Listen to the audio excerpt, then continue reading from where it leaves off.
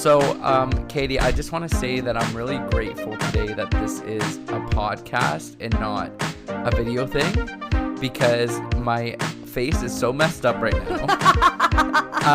I got laser treatment. It's not so messed up. It just looks like he has cream pie on his nose. Ryan went on a really good date before he got here. Wow. I mean, no, but that would have been kind of fun. But it also kind of looks like he's been punched in the eye. Yeah, so I got some scars removed off my face. Some people never notice them, but I noticed them, and so I got laser treatment, and it just looks kind of messy, to say the least. Okay, so Ryan, today is an interesting podcast, I think, because we're going to be talking about the concept of being in a relationship, whether it's short-term or long-term, and starting to feel like maybe they're pulling away, or maybe you're a bit crazy. But before we start, cheers, my friends. Ooh! If you spill wine in my bed, you're no longer... I thought I was going to spill wine. Okay, cheers, Ryan. Cheers. Oh, that sounded like plastic. Are these plastic? Katie Jones does not buy plastic Okay, so let's do it again then. Ryan's just getting used to drinking wine. He's like, should I put it here? Should I put it there? I'm like, just hold it. He goes, I don't know if I can hold it. And I go, you need to learn a little bed wine coordination. Well, did I ever tell you the story about how me and my family were dining out at this nice Muskoka restaurant? And I was like 15 maybe, and they had the nice little glasses, you know, the ones without the stems on them. And I was stemless glasses. Yeah, and that makes sense.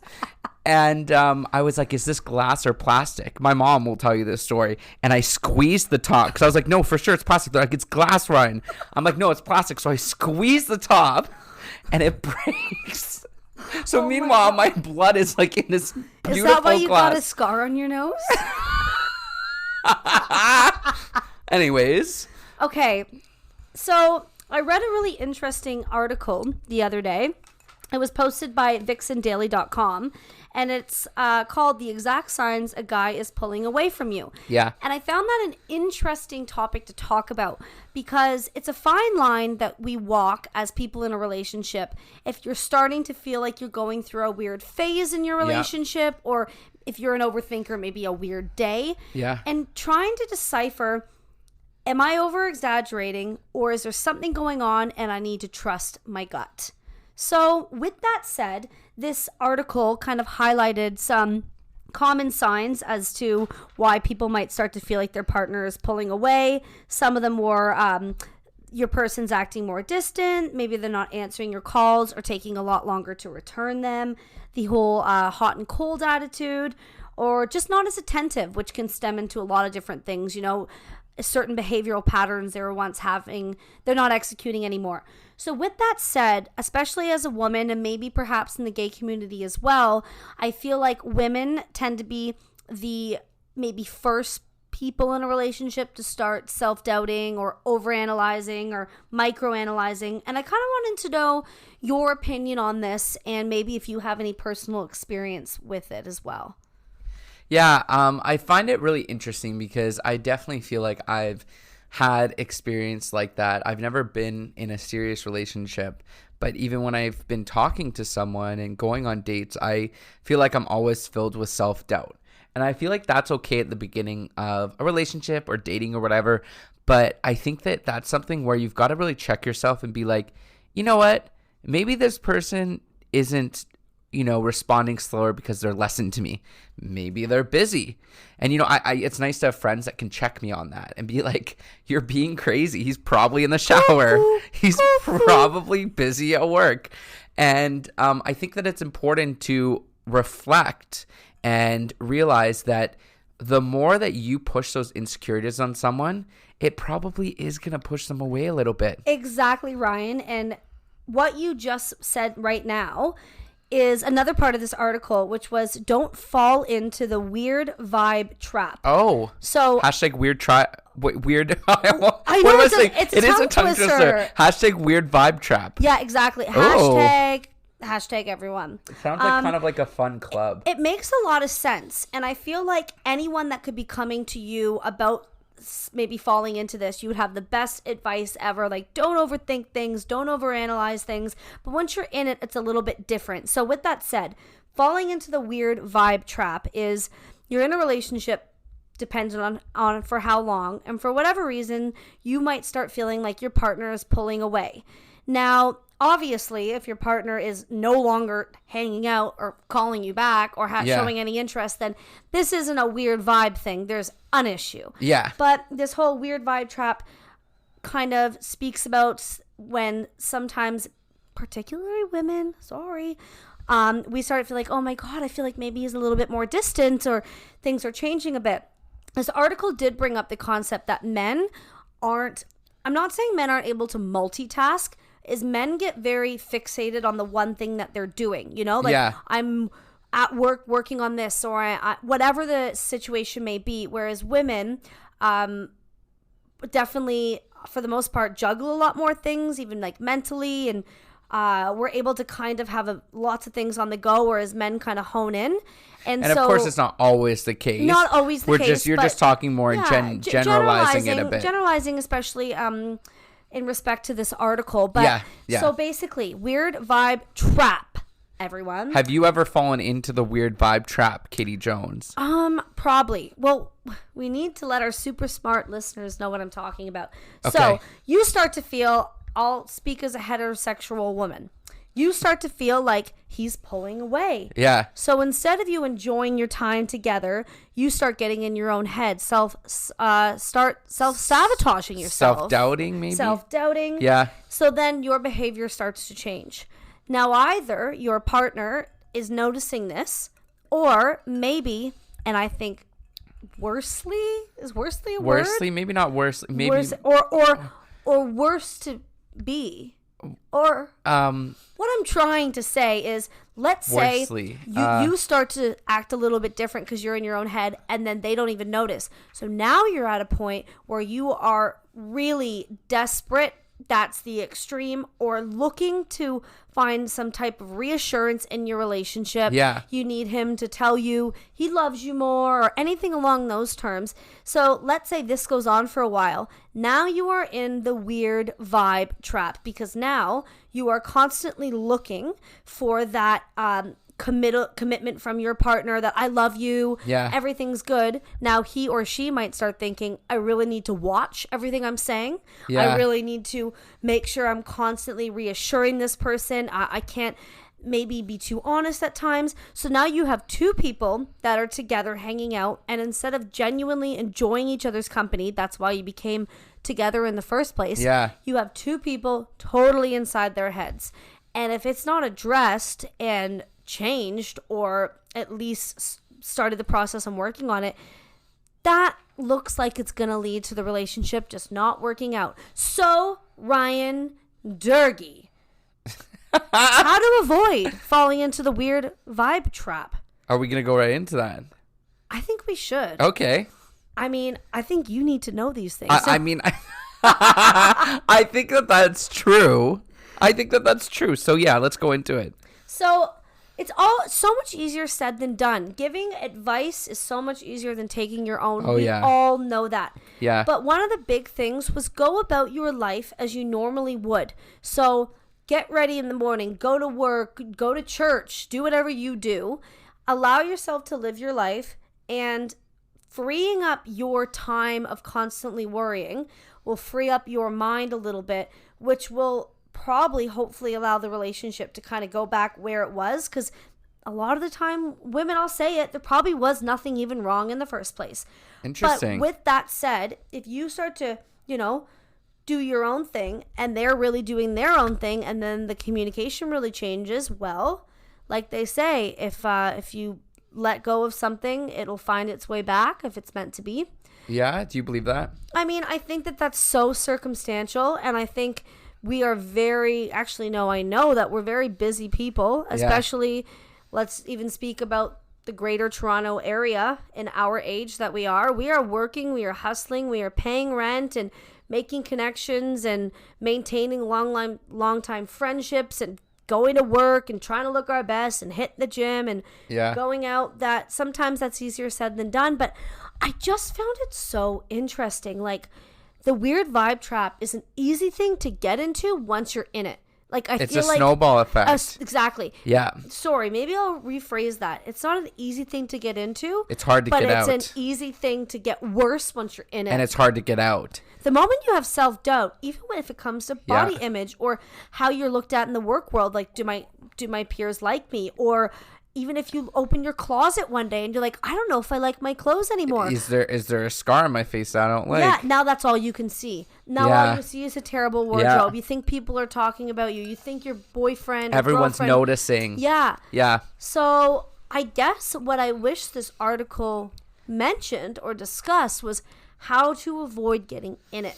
They said what it is and how to get out of it, but how to not get in the weird vibe trap altogether. So was the get out of it that you were supposed to distract yourself? Just live. Live your life. Distract, I feel like, is a word. Okay, maybe not distract. Yeah, like, just try to focus on you. Yeah. And also that, especially if that person's your actual partner, and them as well. But instead of when you hang out with them, let's say you go to work all day, they do as well. Instead of when you see think them about thinking them all day like, at work. oh my God, it's been like 5 minutes since my last kiss, or normally like we're cuddling by now and we're not cuddling yet, or whatever. Like, once you get that, like you said, snowball, it's hard to stop and be like, okay, this is crazy. Yeah. But how do you not enter it in the first place is what I want to learn about, learn more about. And I think our listeners are curious as well, because like we said, once you're there, you're there. You know what I think with that is, I think to not get in it is, I agree with their article with how to get out of it. You could also use to not get in it, which is, live your life, do you, and it will all come together. But I find that even when I've had self-doubts about even like friends, right? And you kind of take a step back and you just let things kind of happen, even though you have your doubts in your mind, just like taking a step back and being like, I may have some doubts, but let me not focus on the fact that I think I'm going to be right. Because I think that, and I've known friends like this, where they basically self-sabotage from the minute that they start dating the person. And I've probably done it too, but I've known friends that literally, they think about every scenario, and they think about every scenario about what could go wrong.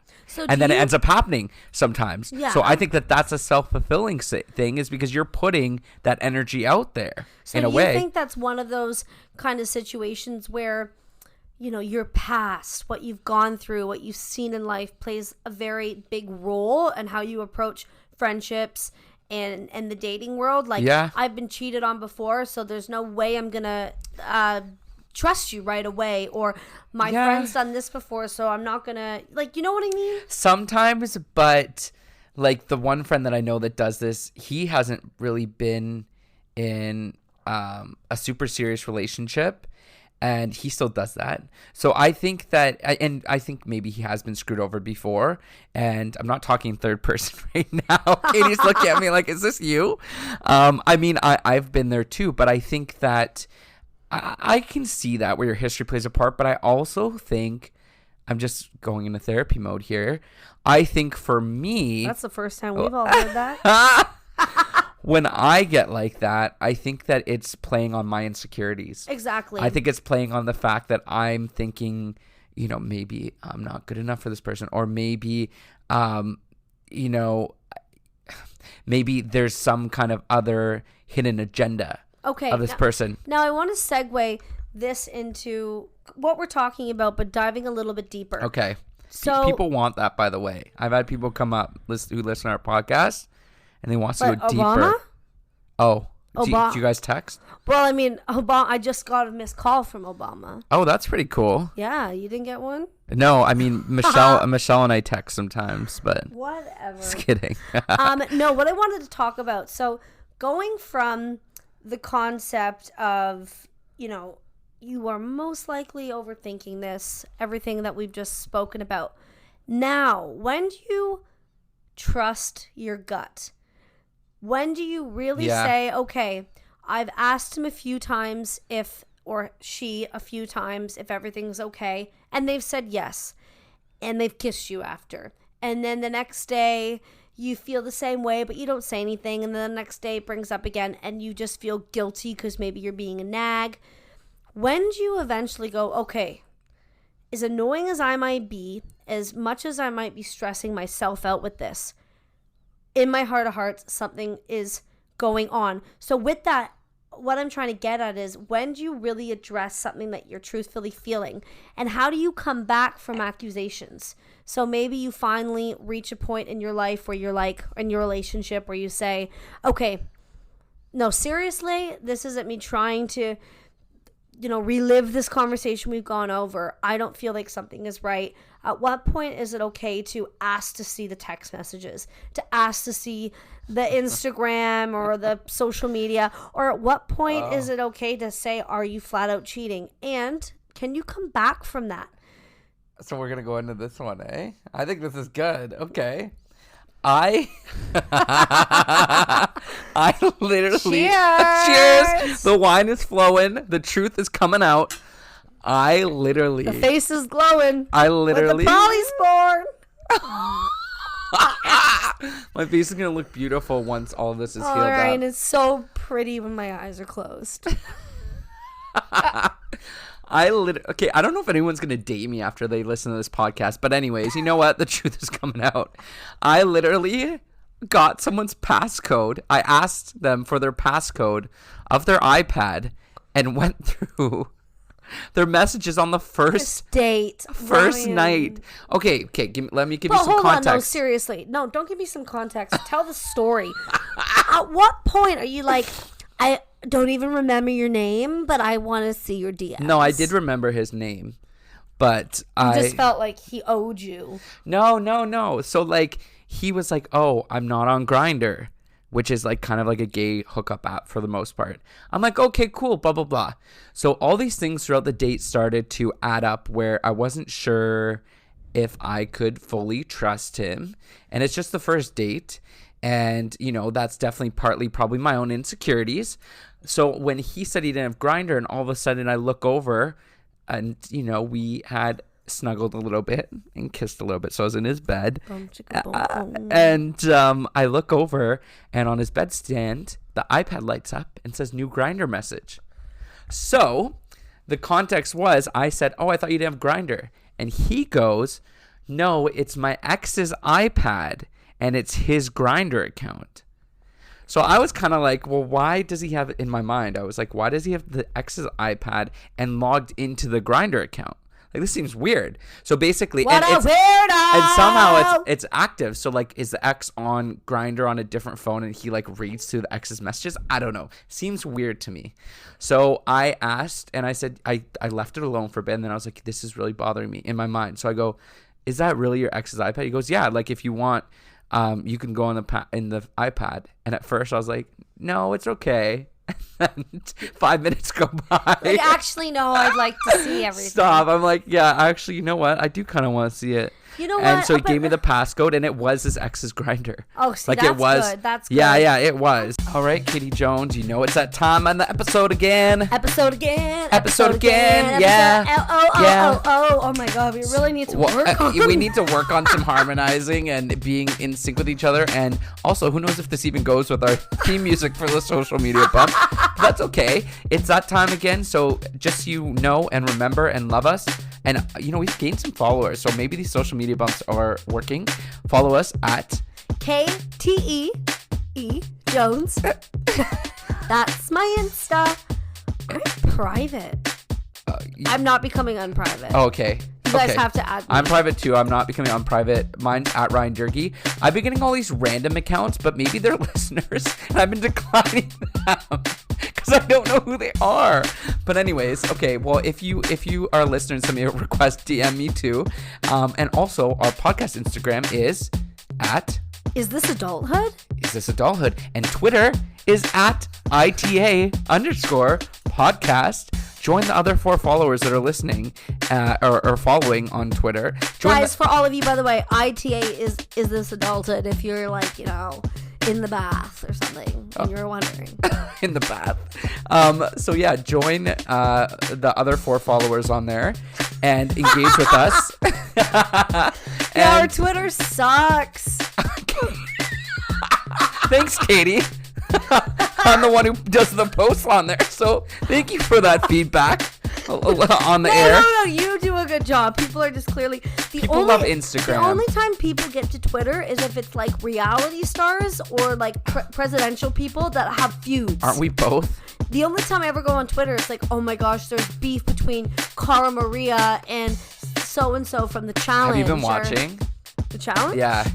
Do you watch this week's episode? Yeah. Oh my gosh, I just got into it and I'm into it. I told you. Yeah. Diehard fan. Yeah. Anyways, guys. Follow us. Follow us. We love you. Love you. Bye. I'm going to tell a quick little anecdote about someone that I used to date, and he's a follower. So shout out to you because I know you're going to listen to this. No, I'm not going to do that. But he knows who he is. Is he cute? Yeah, shout out to you, one of my homeboys. Is he a Canadian boy or Australian boy? My lips are sealed. No, but in terms of that, I recently started dating him. We were best friends than back then. Back not then. Now. No, not now. You're still with your current boyfriend, yes. Yes. Okay. No, back then, and although we loved each other, we were mainly just really, really best buds. Yeah. And we knew that our relationship wasn't going to go on forever just due to our circumstances. It was very much in the beginning of it, but I hadn't asked him if he was off any of those dating sites because I don't think at the time I was on any. Anyways, he was dropping me off at my house, and I wasn't used to like a Samsung or whatever he had. And I was trying to flick out of all of the different tabs. Yeah. And then I hit Tinder. Like one of the ones I was trying to swipe out. So that's when I said, like, what the is this? Basically. And, it was one of those things where he apologized and said he had just gone on it briefly. How long were you guys dating at that point? Oh, I don't know. Several weeks. But it was one of those things where, yeah, like looking back, and he is still one of my greatest friends. He's a fantastic person, but in the age of people being on, I mean, before social media and dating apps happened, you would just be single, ready to mingle, whatever, hit the bar scene, meet people through friends. Now it's like you can be on, I don't know, Tinder, Bumble, Grindr, Plenty of Fish, Hinge, so many things, plus just being single in your everyday life. So it can become a little bit confusing. So what, you go on a date, let's say, for example, 1 or 2 dates, and it goes really well. Yeah. So now you deactivate your 4 accounts, and when you go out for beers after work, you no longer put yourself out there. Like, we've entered a new world of dating where it's so true. It becomes a lot like harder. Like, when do I delete these things? Obviously, that could be its own episode. Well, I mean, I'm f***ing brilliant, so yeah. But what were you gonna say? Obviously, I want to cheers you again. You do? Yeah. Why? I think I love you. Oh, well, I mean, love you too, but there's one aspect of this relationship that isn't going to work out. We can cuddle and nothing's going to happen. Is that all you want? Are these plastic? Yeah, Ryan. I bought plastic or glass. What a weirdo. But yeah, no, I think definitely dating casually has become not complicated in a bad way, but it's changed. So anyone that wants to bring in old school values to new school ways, they're going to get confused or heartbroken or whatever because it's just not the same. I hope that you write that down in your little cute notebook that you have here, because that would be a great topic to talk about. Dating with old school way. What was it? Dating. I mean, we have it recorded, which is nice. Dating in new way. Dating with old values and like. Yeah. Dating with old values in new school ways or something. Something like that. That was great. I mean, you are just so smart and so beautiful. Ryan likes my little notebook. Your boyfriend is such a lucky guy. Oh, I know he is. So kidding, by the way. I love you. I love you. I think with this, what's important for our listeners to remember, and for me, in all honesty, to remember, and maybe you. Me too. Is I think it's nice to take a step back sometimes and let things pan out the way that they are going to. Because I think I get in the mindset where I want to control it, like where I feel like there's some self-doubt coming, or there's maybe he's pulling away, and I want to control it and I want to save it, right? And the minute you turn into save a hoe, isn't that a saying? Save a hoe, whatever, superheroes. Save a horse, ride a cowboy. I think there's like That's what I'm doing. Captain Save-A-Ho. Have you heard about that? I feel like that's a thing. Anyways, the minute you turn into Captain Save-A-Ho and you try to, rescue the relationship and by questioning it and trying to be like, well, is everything okay? Oh, are you sure everything's okay? Exactly. You start pushing them away. And it's funny because you go further down a rabbit hole. It becomes a snowball. Yeah. And you're snowballing down that rabbit hole. Yeah. And then you get to Alice in Wonderland and it's chirpy as hell. Oh, well, okay. And it's funny because when I watch reality shows, I've seen this happen. My friend was really into Love Island and she was showing me some episodes and I was watching it. And it was funny because it's funny from like watching 2 or 3 episodes, you see how this couple is so in love, passionate. It's awesome. And then she maybe starts doubting it. And he's like still like in the confessional saying how much he loves her and how it's really it hurts that she's doubting it and stuff like that.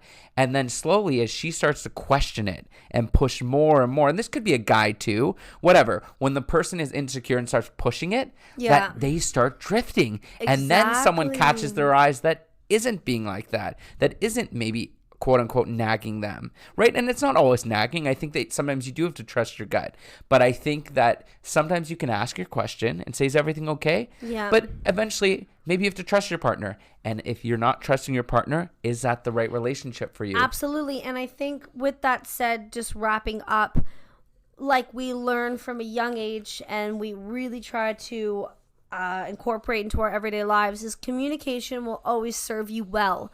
So talk to your partner if you're feeling this way, or if you feel like maybe in the back of your mind you really kind of are making this up in your head, but you still can't help it. Reach out to a friend that really knows you, or really knows your relationship, or bonus, really knows your partner, you and your relationship, that can maybe bring you down and go, no, you are really... Maybe you're stressed out for other reasons, but I can promise you, or I feel very strongly in saying, you're overanalyzing this way too much. And then if that doesn't give you enough reassurance, or maybe that person you're confiding in says, I don't know, I'd probably feel the same way. Yeah. Then you can go a bit farther. But communication will always and has always been key. Oh, yeah. And it just generates healthy relationships. It fosters new relationships to be able to grow in a positive environment. And really, if you are having communication in the work world amongst your family and friends in your relationship, if that person can't handle it, then it's probably not the right fit. And you can grow from just talking about things. Like they say, don't let anything fest. Interesting. Or fester. Fester. Yeah, that's interesting because I think that that's so important, is to talk about things. But I think there's a difference between talking about things and pushing something that isn't an issue. And I've done it. I don't know, maybe you've done it. I've done it for sure. And it's one of those things where, exactly, rather than letting things fester, talk about it with your partner, but at the same time, if they say that everything's all right, if you trust that person, then believe them. Yeah, that's why you're with them. You're not with them to doubt the things that they say. No. You're with them to grow and believe and continue. And have you ever heard that advice? I don't know if it was just my friends that gave it to me, but sometimes maybe just like turning off your phone and taking a warm bath, or watching a reality show, or just because, especially if someone's at work, their partner's at work, or their partner's out for beers with friends, maybe just like having a moment to yourself and turning off your phone and watching a reality show. None of us are turning off our phones. We all know that. We're maybe putting it on vibrate. Do not disturb. As if anyone's going to go, I need me time, and shut it off. No, maybe, and listen to some music. No way ever happening if you are a millennial. Katie. Come on, we want you to comment on what you thought about this episode. Let us know. And would you turn your phone off and have a bath? Tweet us at ITA_podcast, or connect with us on Instagram. We get DMs sometimes on Is This Adulthood? We do, and we love it. We love it. If you want to slide into our DMs, you can slide into my personal DMs too if you want. At Ryan Durgy. As a friend, you can slide into mine, KTEE Jones. Yeah. And just let us know what you thought of this episode, because I really liked this episode. I did too. I feel really good about it. It's probably because I made points in my notebook. It's probably because Katie planned this whole episode. I love it. Anyways, we love all of you and the people that are still to come. Thank you guys. Subscribe, tell your friends, Yes, tell your subscribe. grandma. Listen to it with grandma. Listen to it with grandma. Send it to your family overseas. We're getting really specific now. Print some flyers, put them in your friends' mailboxes. What was it again? Old school values with new school ways. I don't know. Anyways, maybe it'll be our new like a little caption. Oh, I like that little Insta bio or something. Can't wait. We love you guys. Love you. Bye. Cheers, Ryan. Cheers. And no, they're glass.